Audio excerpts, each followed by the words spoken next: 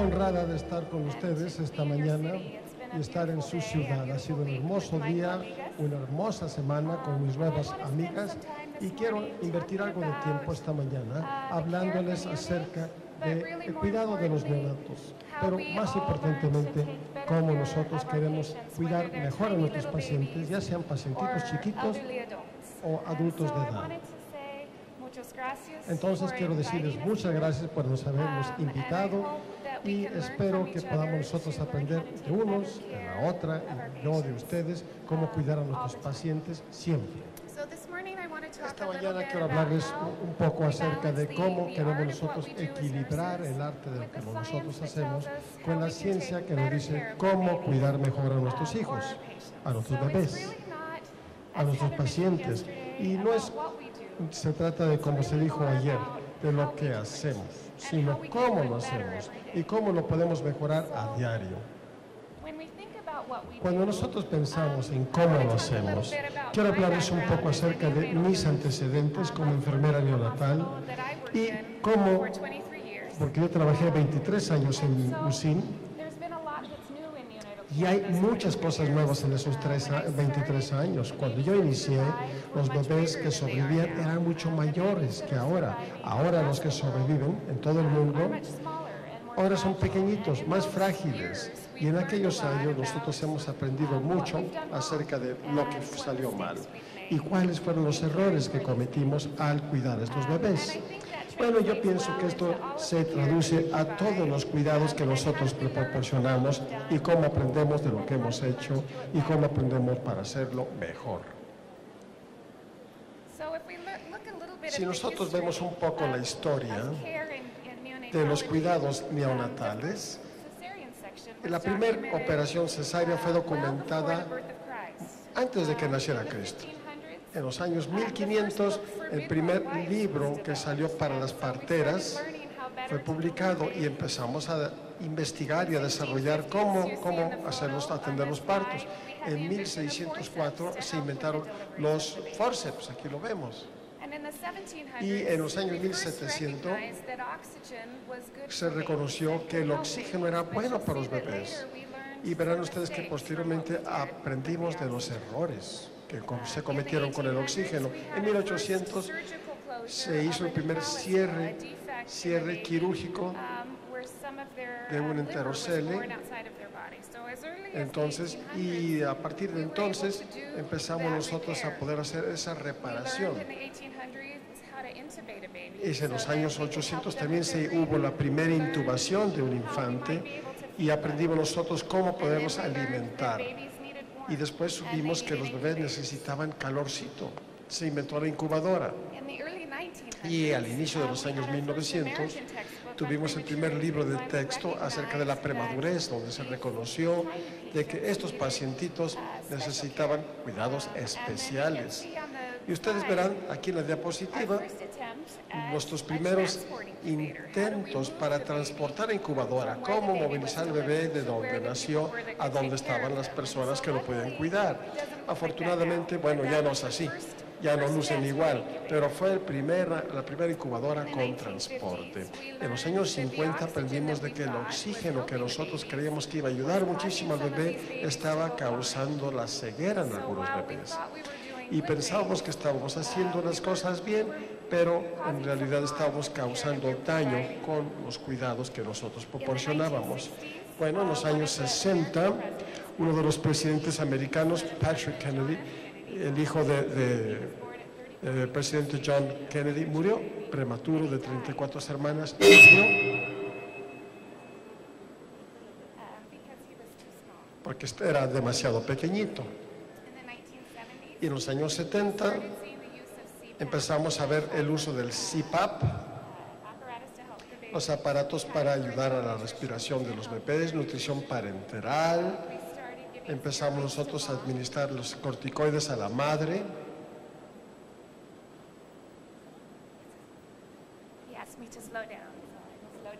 Bueno, me dicen que vaya un poco más lento, que bueno, lo haré. Sí, yo a veces se me olvida y me voy muy a prisa. También en los años 70 empezamos a tener nuestro primer ventilador bebé.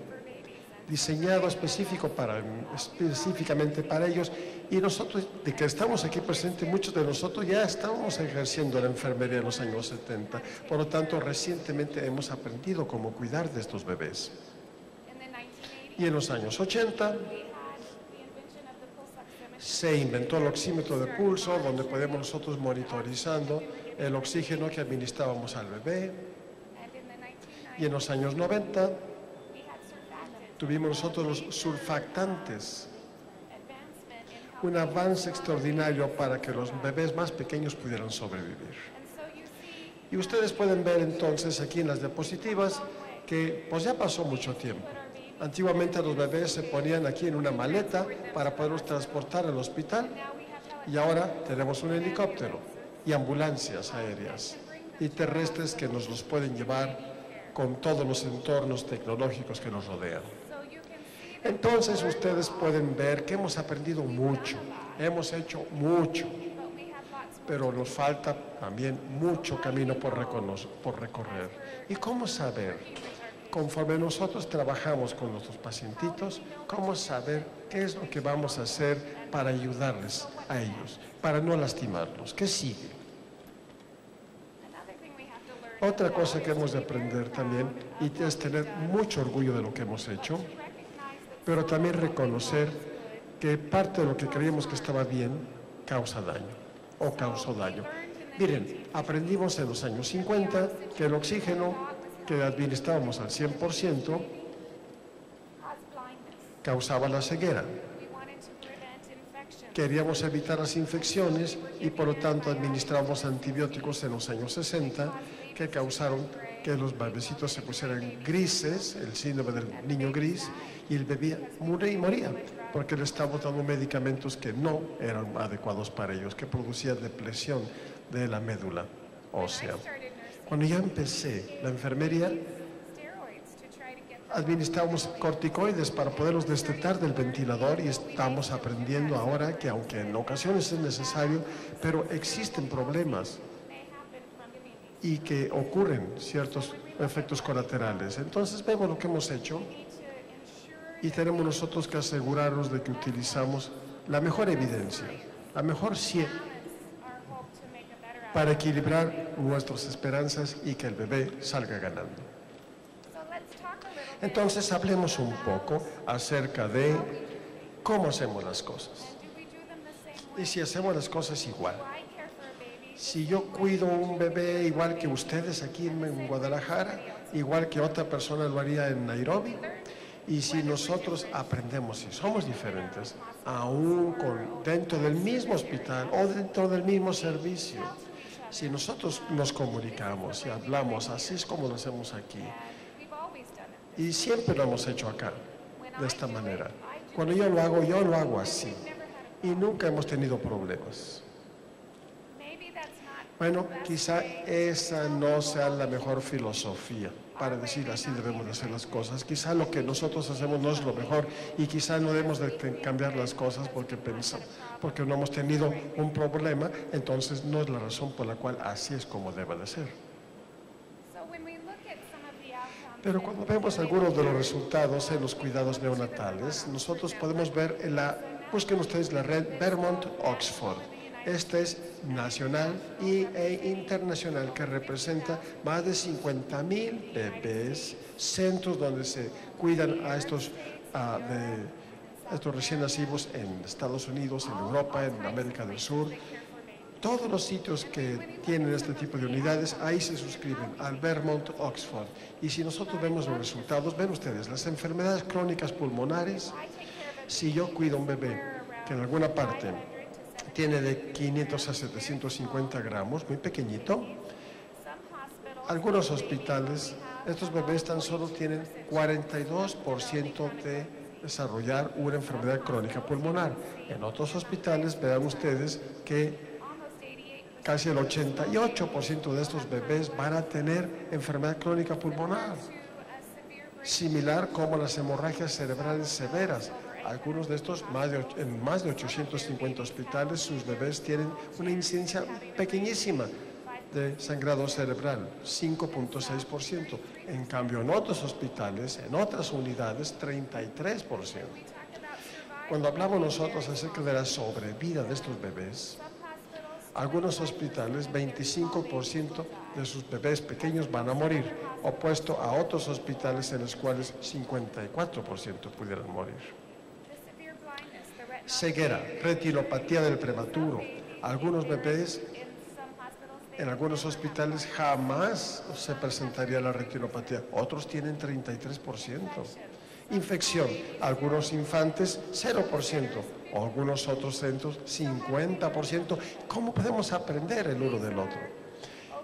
Estos son más de 50,000 infantes que han sido cuidados en más de 850 hospitales en todo el mundo. ¿Y cómo aprendemos? Si nosotros tenemos problemas en un área como en infección, pero somos muy buenos en otro punto como ausencia de retinopatía del prematuro, ¿cómo aprendemos? ¿Cómo podemos conjuntarnos? ¿Cómo podemos mejorar todos? Bueno, lo primero que hemos de entender es de dónde provenimos.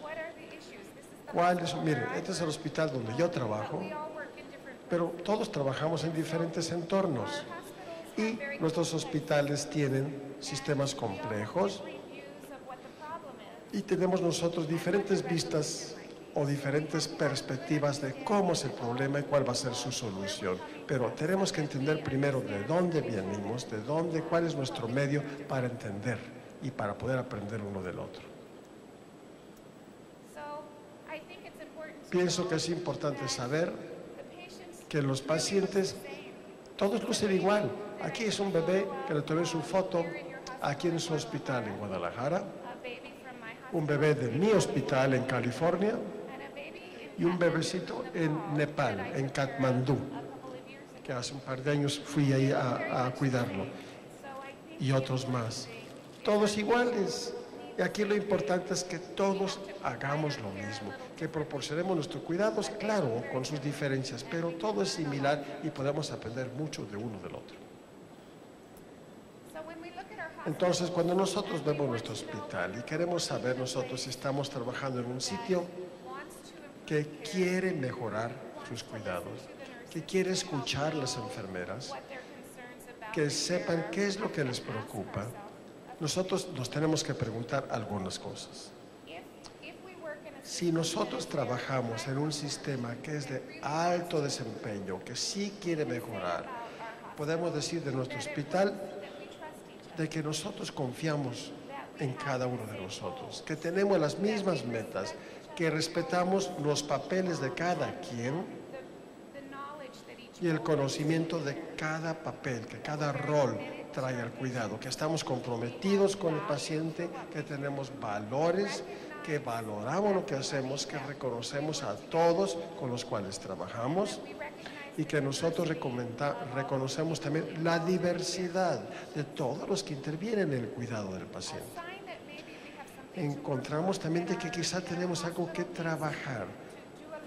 Hay que entender que hay que mejorar nuestros hospitales, que si no tenemos nosotros una norma para proporcionar el cuidado, si no sabemos cómo cada persona está trabajando para cuidar a nuestro paciente, que nuestros servicios son unidades que están separados uno del otro y no sabemos cómo se toman las decisiones en otro lugar, o nuestras decisiones que nosotros hacemos en nuestra UNSIM van a afectar pacientes del hospital en otro sitio. Si no tenemos responsabilidad, si no tenemos nosotros ninguna factibilidad para manejar esto y entender el entorno y el conjunto, quizá no estemos en el sitio adecuado para poder mejorar los cuidados, y en eso nos hemos de enfocar. Algo que hemos de aprender es que conforme nosotros estamos aprendiendo el uno del otro, es importante entender que siempre tenemos que ver hacia atrás, nuestras propias unidades, nuestros propios sistemas, para saber qué es lo mejor que vamos a hacer. Porque en ocasiones pensamos, alguien más está haciendo algo, bueno, ha de ser lo mejor. Y esta diapositiva nos dice, sencillamente porque lo puedes hacer y que tienes el conocimiento, Sencillamente porque otros lo han hecho, no significa que tú debas hacerlo. Quizá no sea lo correcto. Entonces tenemos que usar evidencia. No queremos nosotros copiar algo que no sea la técnica correcta. Un ejemplo. Cuando yo fui a Nepal, tenían una UCIN nuevecita. Estaban emocionados con su nuevo equipo que se los habían donado y iba a ser la primer UCIN en Nepal. Equipos hermosos, nuevos, y estaban capacitando enfermería. Y yo no hablo nepalés, pero estaba yo tratando de entender, y ven ustedes de que ahí están los doctores, las enfermeras, les están diciendo cómo van a manejar la incubadora nueva. Y lo que estaban mostrando era cómo administrar oxígeno al 100% a la incubadora nueva, porque era capaz de resistirlo. Y recuerdan que lo que les dije, miren, ese negrito que está ahí es un cantante famoso. En los años 50 se llama Stevie Wonder, ciego porque nació prematuro, lo metieron en una incubadora con oxígeno al 100%, que le produjo la retinopatía. Entonces, hace unos cuantos años aquí estoy yo en un hospital donde están capacitando a la gente con el equipo nuevo para administrar oxígeno al bebé. Y le tuve que decir, no, tenemos que cuidar a estos bebés y hay que evitar que les pase esto. Entonces tuvimos que trabajar con ellos, entender de que ellos no tienen el equipo para poder mezclar el oxígeno en el aire. Entonces el bebé tan solo recibiera la parte del oxígeno y de aire ambiental. Entonces, es lo que digo, aprendimos el uno del otro, nos ayudamos y hay que crear cosas que funcionen. Por lo tanto, eso hicimos.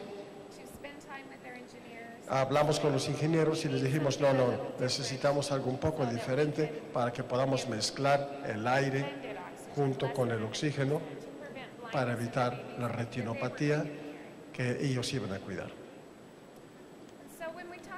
Entonces, cuando hablamos acerca de las familias y los pacientes, tuvimos que pensar, bueno, ¿qué piensan ustedes de los cuidados que damos?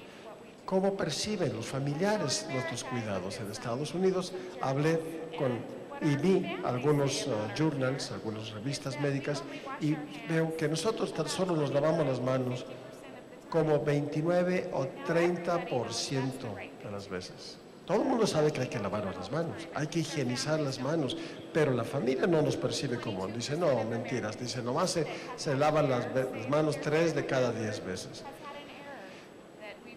Todas las personas que dicen, bueno, los errores médicos, 13% de las personas dicen, todos mis familiares o de mis pacientes han tenido ya un error médico. 53% han tenido también problemas que ellos han tenido que pagar por ello. Entonces, aquí esta es la oportunidad para que se hagan las cosas un poco mejor. ¿Y cómo lo haremos? Bueno, el Instituto de Medicina tiene 6 dimensiones de calidad. 6 puntos que ellos dicen que nosotros tenemos que pensar para asegurarnos que los cuidados sean buenos y que se mejoren a diario. La más importantemente es que aquí en el centro tenemos los pacientes y la familia. Ellos están en el centro del polígono y todo lo que nosotros hacemos, todo es rodeándolos para mejorar su cuidado, mejorar su vida, mejorar y darles apoyo.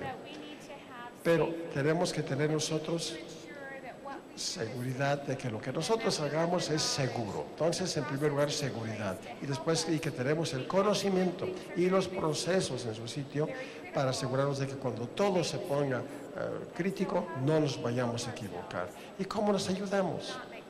¿Cómo nos ayudamos a no cometer errores? ¿Qué procesos tenemos que saber para saber que tenemos el paciente correcto, que administramos el medicamento correcto, que estamos haciendo lo correcto? También tenemos que tener cuidados que sean oportunos, y de eso vamos a hablar. Tienen que ser también adecuados, eficientes, iguales y siempre centrados al paciente. Entonces, cuando hablamos nosotros acerca de efectividad en cuidados de la salud, es que tenemos que usar una ciencia, la ciencia para dar los cuidados de enfermería y que no administramos nosotros más de lo que se necesita. No siempre no queremos nosotros usar demasiado de los recursos y tan solo lo que se requiere para cada paciente. La eficiencia es cómo hacemos las cosas. Podemos pensar nosotros en los insumos, eso está fácil, porque no queremos nosotros esperar. Aquí estamos en Nepal, aquí aprendí de que no tiramos nada. Aún los guantes se lavan y se secan y se vuelven a utilizarse hasta que ya no aguantan más. Muy diferente de con nosotros, y tuve yo que aprender de que allí no se tira nada y todos tienen su uso y su reuso, pero también tenemos nosotros eficiencia en los procesos. ¿Y cuántas veces nosotros nos vemos distraídos o interrumpidos en el trabajo? ¿Cómo minimizamos nosotros eso para poder ser eficientes en lo que nosotros hacemos? Tener menos errores. Si nuestros teléfonos están sonando, tenemos personas que tratan de hablar con nosotros. Estamos tratando de calcular algún error aritmético, es fácil que ocurra. Entonces tenemos nosotros que definir, asegurarnos que lo que nosotros hacemos es seguro, que tenemos lo que necesitemos, que podemos ser eficientes en lo que hacemos. Y que no siempre le sacamos la vuelta. Miren, esto es sacarle la vuelta. Decidí yo pintar esa línea y en lugar de movilizar el árbol hice esto. Y lo que hacemos eso, le sacamos la vuelta a algo. En ocasiones algo no funciona, un trozo de equipo, y entonces nosotros lo arreglamos, hacemos una componenda, porque de momento necesitamos que trabaje. Y nosotros nos tenemos que preguntar, ¿acaso esto es lo mejor? No hay una mejor manera, o acabo yo de crear o arreglar algo con tela adhesiva que no es lo necesario o no es la mejor técnica. Y unos cuantos puntos que nos preguntamos cuando nosotros queremos aprender que también estamos cuidando a la familia, al paciente, y necesitamos decir nuestra misión y visión del hospital en realidad concuerda y muestra de que la familia es el centro de lo que hacemos. Los incluye, tenemos políticas para los visitantes que digan que la familia es bienvenida. La familia es bienvenida en el hospital a diario. En mi hospital, en diciembre, hacemos 24 horas acceso libre de la familia en USIM. Muy diferente para nosotros, Y yo pienso que nosotros tenemos que entender lo que eso significa para la familia en la manera como nosotros los cuidamos y como nosotros les damos la bienvenida diario. Otras cosas que se pueden preguntar acerca de la familia y del entorno y si son bienvenidos en el hospital es ¿qué clase de letreros tienen? ¿Qué clase de rótulos? ¿Dicen bienvenido o dicen alto, no pasar? Personal autorizado solamente. Y podemos trabajar en eso. Donde yo trabajo, tenemos nosotros muchos idiomas en nuestra área. Entonces tenemos letreros en varios idiomas. Siempre está en mínimo 3 idiomas, para que las familias que se pierdan y que no entienden dónde ir, no se puedan orientar. Tenemos nosotros habitaciones confortables para la familia. Tenemos nosotros lugar en nuestra unidad neonatal. Ahí, por ejemplo, está muy lleno. Y igual las unidades que vi yo en Guadalajara. ¿Y cómo les damos la bienvenida a los familiares a la incubadora y todavía ser una enfermera que tiene que hacer procedimientos? Porque ¿cómo podemos hacer esto? Para que nosotros podamos dar los cuidados del pacientito frágil y que también la familia esté ahí y también ayude y participe. Entonces, cuando nos ponemos a pensar en la familia y consideramos que ellos son también copartícipes en el cuidado, piensen cuando están comunicándose acerca del paciente. Y si ustedes lo hacen con la familia presente, si ustedes están hablando una a otra o con el médico, ustedes incluyen a la familia en esa conversación, ustedes les preguntan lo que piensan, o si ustedes primero se hablan entre sí y después comunican. Es importante ver esto y cómo se involucra la familia. Y entonces también entender cuáles son sus necesidades, porque quizá ellos no puedan estar con su familiar, su bebecito, y eso lo podemos entender. Y muchas de las familias que van a mi hospital tienen dificultades de transporte, viven lejos, porque los bebés nacen en otros hospitales y en otros municipios, y en lugar de decir, bueno, ¿qué le pasa a esta familia? ¿Qué no está visitando? ¿Que los abandonan al niño? ¿No vienen a verlo? Yo pienso que aquí lo que hay que preguntar es, ¿qué puedo hacer yo para ayudarles con sus retos? No tienen transporte, no tienen dinero suficiente, ¿cómo les podemos ayudar para que aprendan a cuidar a su infante? Y finalmente, ¿qué clase de apoyo se requiere para la familia? No necesariamente tenemos los recursos para proporcionar todo, pero podemos nosotros priorizar la familia y cómo determinar lo que ellos pudieran necesitar para tratarlos mejor, para cuidarlos mejor. Bueno, yo pienso que cuando nosotros tenemos en nuestro hospital, vemos que hay 5 niveles de involucramiento de la familia. La 5 es la mejor. La 1 es que estamos tratando. Nivel 1 dice, nosotros en ocasiones le pedimos a la familia, les preguntamos, les damos una encuesta, cuando están ahí, decimos cómo nos perciben.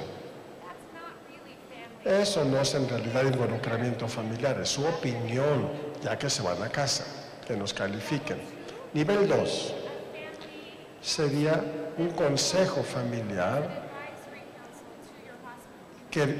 un consejo de familia que formara parte de un comité permanente en su hospital, que se siente activamente con ustedes mientras ustedes determinan las políticas del hospital. Nivel 3 sería que ustedes traen a la familia y les piden que les ayude con esta área de cuidado que ustedes quieren mejorar. Nivel 4 es que ellos ayudan a tomar la decisión y que son líderes, y en el nivel 5 ellos son los que llevan la batuta en los cuidados, en la mejoría de cuidados en su unidad. Y por lo tanto esta pregunta, estas fotos son, ¿qué es lo que dicen acerca de mi hospital? Con imágenes. Entonces, uno dice, alto, no pase de esta línea. No entre, asegúrense de que nos llama. Y las otras dos son 2 damitas, son 2 mamás de bebés que están en nuestra UCIN y fueron ellos a hablar, ellos fueron nuestro equipo de soporte para otras familias que también tienen sus niños en UCIN, les dan apoyo, les hablan acerca de sus experiencias en la unidad. Y entonces hay papás que estuvieron aquí con sus hijos y vienen a ayudarnos con los papás que tienen sus niños actualmente ahí en el hospital, para que nos ayuden, para que los orienten. Esos cuidados centrados en la familia. Y para concluir, yo pienso que tenemos que preguntarnos nuestros valores, nuestro propósito. ¿Nuestro trabajo se mejora? ¿Estamos mejorando nuestro desempeño desde el punto de vista hospitalario? Y si el staff está creciendo y desarrollándose, ¿están comprometidos? ¿Están involucrados en los cambios? ¿Valoran su papel y tienen voto? Y yo pienso que necesitamos nosotros ser socios y reconocer que esta es Lucy, la que vieron ustedes, Este es con nuestra gobernadora, opening our new neonatal beds because inaugurando las nuevas camas neonatales porque se trata de ella. muchas gracias. Muchas gracias.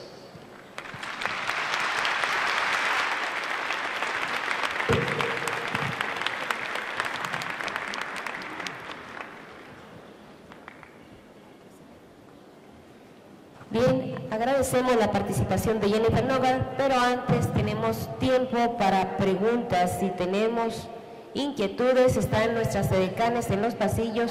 Por favor, formularlas y ahorita tendremos el apoyo del traductor. Es interesante, un área diferente, problemas comunes. Estamos abiertos si hay alguna inquietud. Solamente levanten su mano para que las ubiquen y les hagan llegar el micrófono.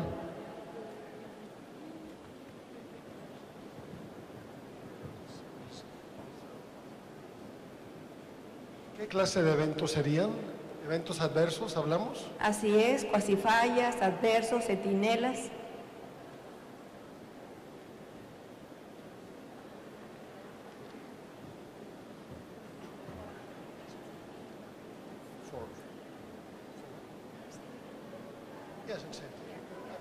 Yes. So I think a good question is that, especially with the international goals, that we track our Sentinel events and our adverse events. Es muy And so- importante para cumplir con la norma internacional que nosotros sí tengamos seguimiento de los eventos adversos y de los eventos centinela. So reporting medication errors and knowing Reportar sobre todo los errores de medicamento y saber cómo ocurren, what situations so that you can cuál es la understand, situación para que puedan ustedes what you entender might do differently, lo que because sería there's diferente, something that's porque wrong generalmente with the system, algo que está not- mal con not el the person sistema, who made the error. And so I no think necesariamente un it's error. important to Entonces es monitor, importante all of your monitorizar errors. todos los errores. We monitor Nosotros patient monitorizamos identification errors. los errores de identificación del paciente, o sea que no identificamos bien al pacientito y el error fue relacionado Not identifying the patient con esto. and giving them a medication or Errores también de medicamentos administrados breast milk or something that wasn't for that baby. So que no eran para el medication errors, paciente. Entonces, tenemos errores de paciente, errores de identificación. audit our handoff, También hacemos nosotros auditoría de comunicación para asegurarnos all of the information de que toda la regarding the información en cuanto al paciente se and comunique it's communicated in a y que se standard comunique way. de manera estandarizada. We've adopted Nosotros hemos adoptado a system un for sistema all of the staff, the para nurses todo and the physicians, el staff, to a los médicos, a las enfermeras, para estandarizar el proceso de comunicación. Y hay muchas herramientas disponibles acerca de cómo hacerlo. even our emails Inclusive are nuestro email that standard se hace format, en so ese it's very formato, concise. que es muy conciso. Yes, many of the Sí, international ciertamente que goals muchos de los give you, puntos internacionales se pueden hacer para diseñar not only how guías, to improve those, no tan solo para but how to mejorarlos, measure them, so you sino know cómo where you might have a medirlos, problem, para so que that you saber can work dónde on está el specific problema areas.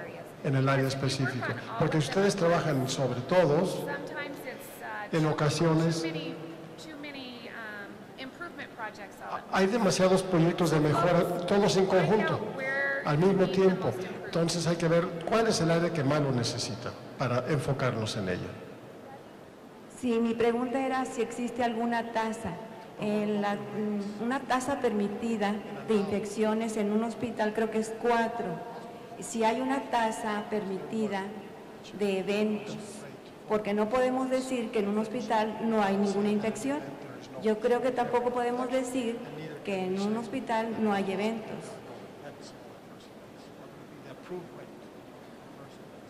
Oh, okay. So what would be the approved rates? La tasa, entonces la tasa aprobada. Oh, sorry. We differentiate. Bueno, by aquí tenemos que diferenciar los eventos. So we standardize our infections Estandarizamos nosotros las infecciones to the national average. de acuerdo al promedio nacional. So we have that data. Y nosotros tenemos esos datos Global y por lo tanto no hay number. una cifra global para todos los eventos. Look at infection. Si vemos infección, You look at the national standard. vemos nosotros la norma efectivamente para su paciente. For neonates, Para el neonato es diferente que para el adulto in intensive care units. en un SIM. You would look Entonces habría que ver también, para los errores de medicamentos sería 0. Esa es la norma, la error es 0, que no haya errores de medicamento.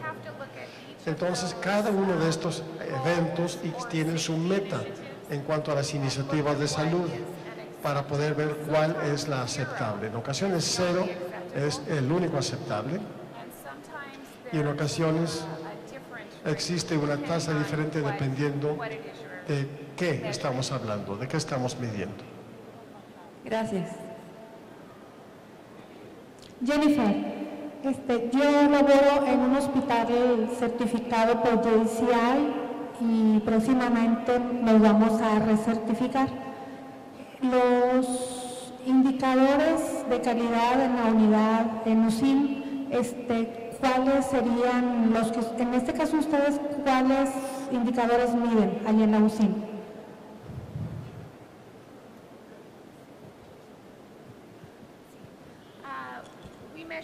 Nosotros medimos varios. Nosotros somos obligados por nuestro gobierno para revisar las infecciones, sobre todo de catéter central, neumonías asociadas al ventilador,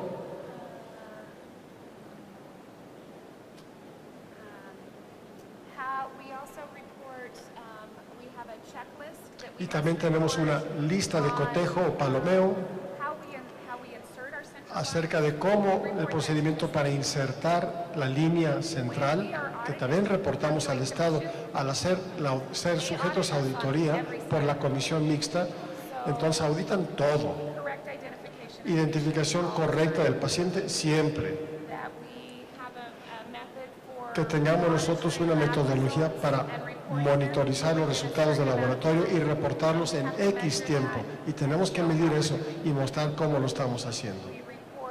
Tenemos también que reportar nuestro índice de satisfacción de la familia y también índice de satisfacción del equipo, del staff.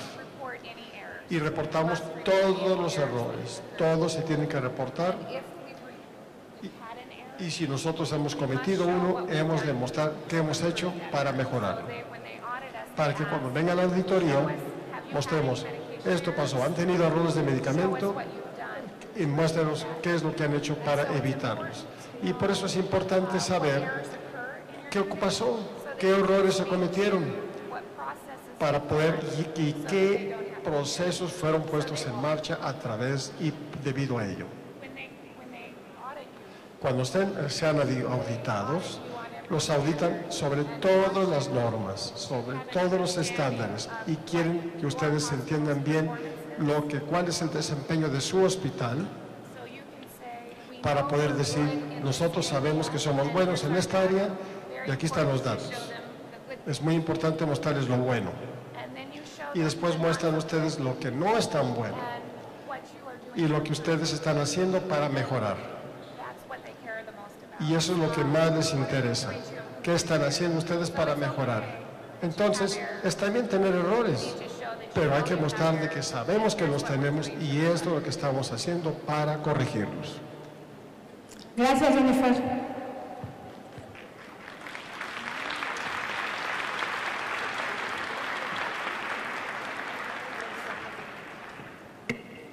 Tenemos preguntas a la derecha, una más y nos vamos.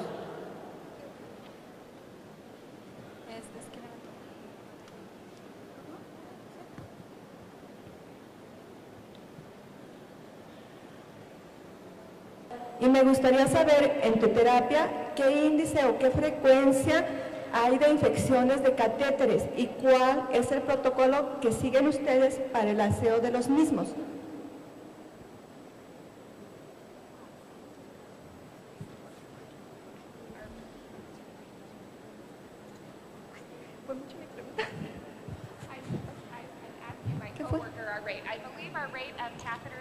Vamos a ver, entonces creo cuál es nuestra tasa.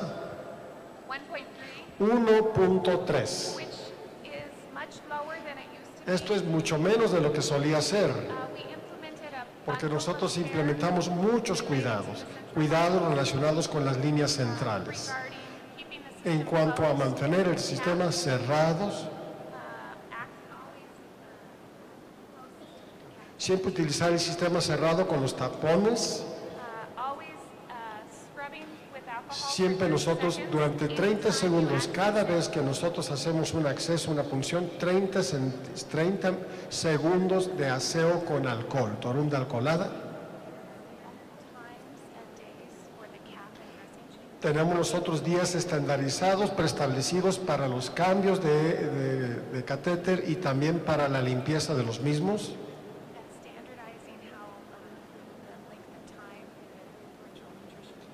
Así también la estandarización de cuánto puede durar un catéter que tenga lípidos en la línea, sobre todo de nutrición parenteral.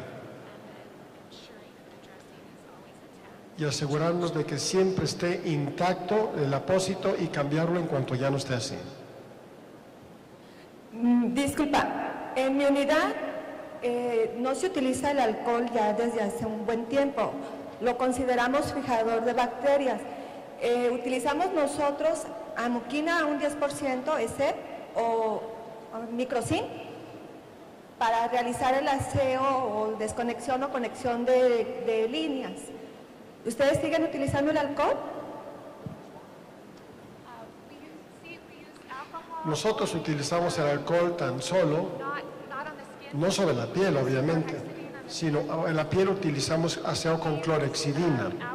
Utilizamos el alcohol sobre los objetos inanimados para abrir las ampolletas, y aquí lo importante no tanto es la solución sino el tallado, la fricción. No hay bacteria que resista 15 o 30 segundos de fricción.